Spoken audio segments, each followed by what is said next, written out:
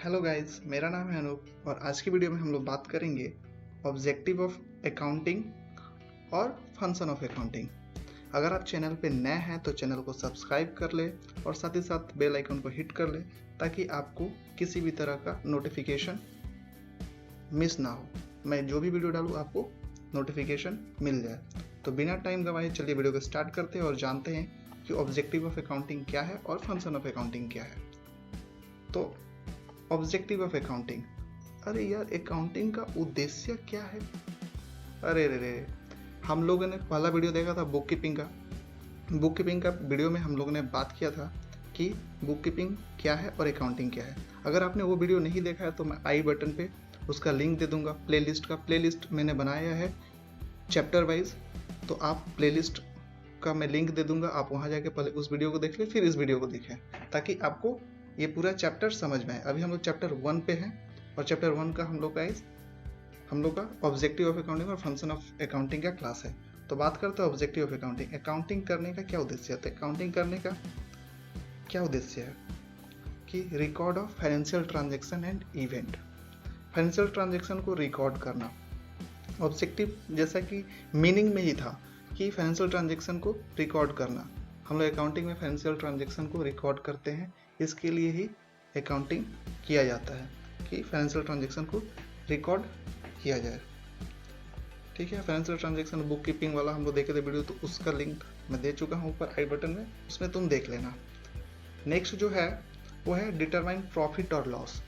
तो सही बात है, अगर अकाउंटिंग का उद्देश्य ही है कि प्रॉफिट लॉस का पता किया जाए। अगर अकाउंटिंग नहीं होगा कोई कंपनी का तो उसका प्रॉफिट लॉस का पता ही नहीं चलेगा। तो प्रॉफिट लॉस का पता करने के लिए अकाउंटिंग का होना जरूरी है। तो एक अकाउंटिंग का उद्देश्य है। नेक्स्ट है डिटरमाइन फाइनेंशियल पोजीशन। देखो, प्रॉफिट और लॉस जो निकलता है वो निकलता है तुम्हारा फाइनेंशियल रिजल्ट होता है किसी कंपनी का, लेकिन फाइनेंशियल पोजीशन में तुम्हारा एसेट्स और लायबिलिटी, कंपनी में एसेट्स और लायबिलिटी क्या स्थिति है, ये फाइनेंशियल पोजीशन में हमें पता चलता है। जो हम लोग बैलेंस शीट बनाते हैं ना, balance sheet is a part of financial position and profit and loss is the part of what?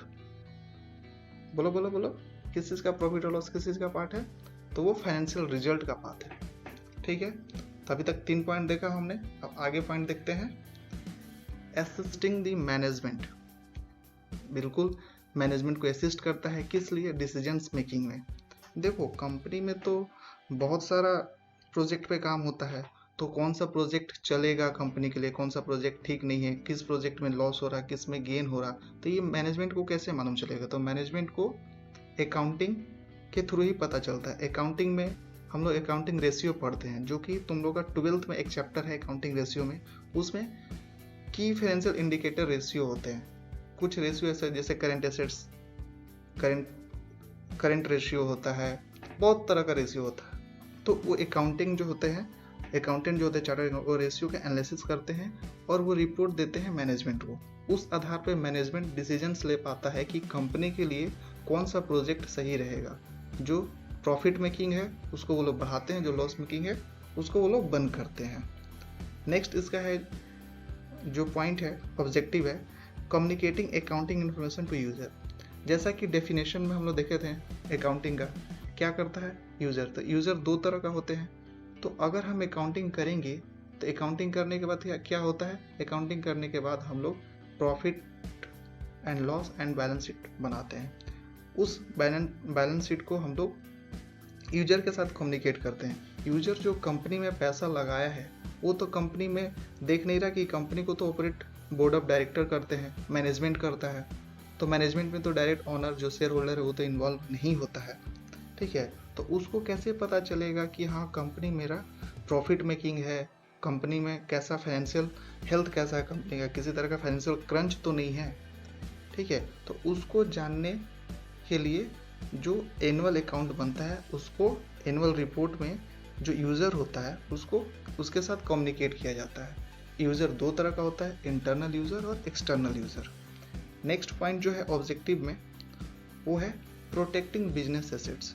देखो, अगर अकाउंटिंग नहीं होगा, सोचो, तुम खुद सोचो, अगर अकाउंटिंग नहीं होगा तो बिजनेस को कैसे मालूम चलेगा कि बिजनेस में एसेट्स कितना है, लायबिलिटीज कितना है? मान के चलो ये तो वही बात हो गया कि अगर तुमको तुम्हारा नाम से कहीं प्रॉपर्टी और तुमको पता ही नहीं है तो तुम उस पर कैसे कंट्रोल करेगा?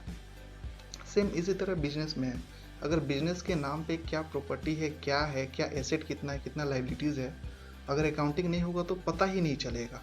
ठीक है, तो ये एक तरह से प्रोटेक्ट करता है बिजनेस के एसेट्स को, ये बिल्कुल सही बात है। तो एग्जाम के पॉइंट ऑफ व्यू से ये 6 पॉइंट तुम्हारे लिए इंपॉर्टेंट है, तो तुम इसको नोट डाउन कर लेना। 6 पॉइंट क्या है फिर से एक बार देख लेते हैं। ये क्या करता है? फाइनेंशियल ट्रांजेक्शन को रिकॉर्ड करता है, ऑब्जेक्टिव है, पहला ऑब्जेक्टिव है। दूसरा ऑब्जेक्टिव डिटरमाइन करता है प्रॉफिट और लॉस को डिटरमाइन करता है, दूसरा पॉइंट है। तीसरा पॉइंट है determine financial position. Financial position में कौन सा बात आएगा? फाइनेंशियल पोजीशन में बैलेंस शीट का बात आएगा, और प्रॉफिट और लॉस में ट्रेडिंग अकाउंट और P&L का बात आएगा। ये सब क्या होता है आगे की वीडियो में सब जानेंगे। कोई आपको अगला ही वीडियो में बोला था, इस वीडियो में भी बोलता हूँ, आपको कोई परेशान होने की जरूरत नहीं है। ये सारे टर्म आपको एक एक करके सारे क्लियर हो जाएंगे। तो पेशेंस रखेंगे मेरे बच्चे और बिल्कुल शिद्दत के साथ पढ़ेंगे। उसके बाद एसेट्स दी मैनेजमेंट, तो इसमें क्या करता है? ये डिसीजंस मेकिंग में हेल्प करता है। उसके बाद कम्युनिकेटिंग, एनुअल रिपोर्ट जो बनता है वो कम्युनिकेट करना पड़ता है तुम्हारा शेयर होल्डर लोग के साथ। प्रोटेक्टिंग बिजनेस एसेट को प्रोटेक्ट करता है। तो ये 6 पॉइंट हुए ऑब्जेक्टिव ऑफ अकाउंटिंग के। अब आगे बढ़ते हैं और बात करते हैं फंक्शन ऑफ अकाउंटिंग। या फंक्शंस क्या है? ओहो देखो, अगर अकाउंटिंग का डेफिनेशन तुम अच्छा से पढ़ते हो तुम्हारा 3 पॉइंट कवर हो जाता है। अकाउंटिंग का डेफिनेशन में तुम्हारा कैरेक्टरिस्टिक्स कवर हो जाता है, फंक्शंस कवर हो जाता है और ऑब्जेक्टिव कवर हो जाता है। एक डेफिनेशन 3 काम। तो इसीलिए अकाउंटिंग डेफिनेशन जो है AICPA American institute of certified public accountant वाला, उसको एकदम अच्छा से याद कर लेना, और एग्जाम के पॉइंट ऑफ व्यू से वो डेफिनेशन बहुत इंपॉर्टेंट है। तो चलो बात करते हैं फर्स्ट फंक्शन की।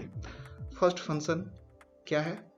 तो वो है मेंटेनिंग सिस्टमैटिक रिकॉर्ड। बिल्कुल अकाउंटिंग में तो हम लोग यही करते हैं कि फाइनेंशियल ट्रांजैक्शन को एक सिस्टमैटिक वे में हम लोग रिकॉर्ड करते हैं। ठीक है, तो इसमें हम लोग सिस्टमैटिक वे में रिकॉर्ड करते हैं फाइनेंशियल ट्रांजैक्शन को, और उसका लेजर में एंट्री करते हैं, ये सब। अब बढ़ते हैं, ये प्राइमरी स्टेज है, मतलब फंक्शन है, प्राइमरी फंक्शन ही होता है अकाउंटिंग का कि फाइनेंशियल ट्रांजैक्शन को रिकॉर्ड करना, क्योंकि नहीं रिकॉर्ड करेगा तो फिर उसका बाद तो एनालिसिस होता है, इंटरप्रिटेशन निकाला जाता है। तो प्राइमरी स्टेज है सिस्टमैटिक वे में फाइनेंशियल ट्रांजैक्शन को रिकॉर्ड करना। अब बात करते हैं नेक्स्ट। जो नेक्स्ट है वो है preparing financial statement. Financial statement को बनाना, अकाउंटिंग में पहले हम लोग डाटा को रिकॉर्ड किए, उस रिकॉर्डेड डाटा से फिर हम लोग फाइनेंशियल स्टेटमेंट बनाएंगे। फाइनेंशियल स्टेटमेंट में क्या आएगा? फाइनेंशियल स्टेटमेंट में profit and loss and balance sheet आता है। ठीक है, कंपनी के केस में इसे तुम लोग statement of profit and loss account के भी नाम से जानते हैं। ठीक है, तो पहला है सिस्टमेटिक अकाउंटिंग रिकॉर्ड करना, अकाउंटिंग में सिस्टमेटिक वे में रिकॉर्ड करना, रिकॉर्डेड डाटा से प्रॉफिट एंड लॉस और बैलेंस शीट बनाना। ठीक है, ये 2 फंक्शन हुए। उसके बाद हम लोग बात करते हैं तीसरा पॉइंट जो है इसका, कम्युनिकेटिंग द फाइनेंशियल रिजल्ट्स। ठीक है, कम्युनिकेट करता है फाइनेंशियल रिजल्ट को। फाइनेंशियल रिजल्ट में क्या होता है? देखो, जो कंपनी में पैसा लगाया है वो तो जानना चाहेगा ना कि कंपनी मेरा जो है उसमें कितना नेट प्रॉफिट हुआ है, कितना नेट लॉस हुआ है। ठीक है, तो वो कैसे पता चलेगा? वो जो प्रिपेयरिंग करता है फाइनेंशियल स्टेटमेंट को, उसी के आधार पे पता चलता है कि हाँ कंपनी में लॉस हुआ है कि प्रॉफिट हुआ है। तो उसको कम्युनिकेट करना पड़ता है यूजर के साथ। यूजर कौन है? वही तुम्हारा 2 है, इंटरनल एंड एक्सटर्नल। इंटरनल जो कंपनी के अंदर है, एक्सटर्नल जो कंपनी से बाहर है। बाहर में मैंने फाइनेंशियल इंस्टीट्यूशन, गवर्नमेंट एजेंसीज, ये सब एक्सटर्नल में है। इंटरनल में बोर्ड ऑफ डायरेक्टर, मैनेजमेंट, ये सब आते हैं, तो उनके साथ साझा करना पड़ता है फाइनेंशियल रिजल्ट को। उसके बाद हम लोग बात करते हैं जो नेक्स्ट पॉइंट है इसका, असिस्ट द मैनेजमेंट। बिल्कुल डिसीजंस मेकिंग में जो ये तुम्हारा पॉइंट उसमें भी कवर हुआ था ऑब्जेक्टिव में, सेम वही पॉइंट यहाँ पे भी आएगा कि ये असिस्ट करता है मैनेजमेंट को डिसीजंस लेने में। ठीक है, नेक्स्ट पॉइंट पे बढ़ते हैं। नेक्स्ट पॉइंट है मीटिंग लीगल रिक्वायरमेंट। देखो, अगर अकाउंटिंग हम लोग नहीं करेंगे तो ना ही company income tax return file कर पाएगी, ना ही जीएसटी रिटर्न फाइल कर पाएगी। और कंपनीज एक्ट में भी तुम लोग का एनुअल रिटर्न बोल के होता है, section 92 deals with annual return. MGT 7 लगाना पड़ता है कंपनी को, फॉर्म नंबर MGT 7। अरे तुम सोचोगे क्या क्या बोलने लगे, कुछ नहीं, आगे जब पढ़ोगे तुम लोग तो ये सब टर्म तुम लोग को भी पता चलेगा। और चैनल पे बने रहोगे तो इस सब कंपनी लॉ से भी रिलेटेड वीडियो यहाँ पे तुम लोग के लिए मैं प्रोवाइड करूंगा। तो पहले हम लोग अकाउंटिंग पे बात करते हैं। तो एक्सक्यूज मी, फिर हम लोग बात कर रहे थे मीटिंग लिखे। हाँ, अगर अकाउंटिंग नहीं होगा तो क्या होगा, नहीं एनुअल रिटर्न लगेगा, नहीं जीएसटी रिटर्न लगेगा, तो फिर गवर्नमेंट को भी पता नहीं चलेगा कि कंपनी प्रॉफिट मेकिंग है या लॉस मेकिंग है, किसी को पता ही नहीं चलेगा।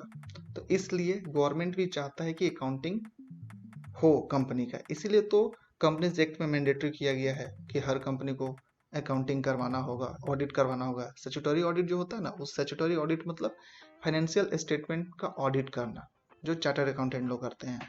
ठीक है, तो ये मैंडेटरी किया हुआ है, अगर मैंडेटरी नहीं रहता तो कोई नहीं बनाता।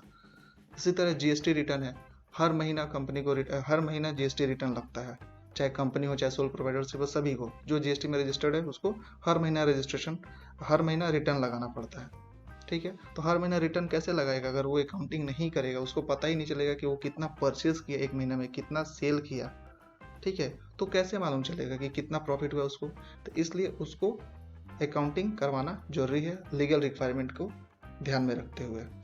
नेक्स्ट जो पॉइंट है प्रोटेक्टिंग बिजनेस एसेट, ये भी पॉइंट कवर हुआ था हम लोग का ऑब्जेक्टिव में कि प्रोटेक्टिंग करता है बिजनेस एसेट को। बिजनेस एसेट को कैसे प्रोटेक्ट करता है, इसके तहत हम लोग को मालूम चलता है अकाउंटिंग में ही कि हम लोग का बिजनेस का एसेट्स कौन कौन सा है, और एसेट्स और लायबिलिटी को पता चलता है, तभी उस पर मैनेजमेंट कंट्रोल कर पाता है। ठीक है, तो आज के वीडियो में हमने दो चीज़ सीखा, ऑब्जेक्टिव ऑफ अकाउंटिंग और फंक्शन ऑफ अकाउंटिंग। ठीक है, अगर वीडियो अच्छा लगा हो तो वीडियो को लाइक करो। ठीक है, चैनल को सब्सक्राइब करो, और अगर तुम लोग को ये वीडियो ठीक लगता है तो मुझे कमेंट करो, और कोई भी डाउट हो तो ज़रूर कमेंट में करो, मैं उसका रिप्लाई दूंगा। और अगर वीडियो तुम्हारे लिए यूज़फुल है तो जो बच्चे तक वीडियो पहुंचा सकते हो शेयर करके पहुंचाओ, ताकि सभी का भला हो सके। अभी कोविड में सभी लोग घर में बैठे हैं, बच्चे लोग क्लास नहीं ले पा रहे हैं, तो जिसके कारण ही मैंने सोचा कि हाँ, बच्चों लोग तक अपनी क्लास को पहुंचाया जाए। और जो बच्चे क्लास अफोर्ड नहीं कर पाते, अभी इंडिया का जीडीपी माइनस में चल रहा है। ठीक है, तो अभी एक तरह से सभी के पास आर्थिक मंदी चल रही है, तो उसको हम लोग कैसे दूर करेंगे, तो उसको हम एजुकेशन स्प्रेड करेंगे, शेयर करेंगे, सभी दोस्तों का मदद करेंगे। तो इस वीडियो को जितना हो सके शेयर करो, ताकि हर वो बच्चा तक ये वीडियो पहुंचे जिसको इसका ज़रूरत है। ठीक है, तो अगर तुमको ठीक लगे तो ये ज़रूर करना, और वीडियो को लाइक करके हमें मोटिवेट करना। वीडियो लाइक करते हो तो हमें मोटिवेशन मिलती है तुम्हारे लिए वीडियो बनाने का, और तुम्हारे लिए अच्छा कंटेंट लेके आने का। तो आज के वीडियो में इतना ही, मिलते हैं अगले वीडियो में अगले टॉपिक पे, तब तक के लिए धन्यवाद।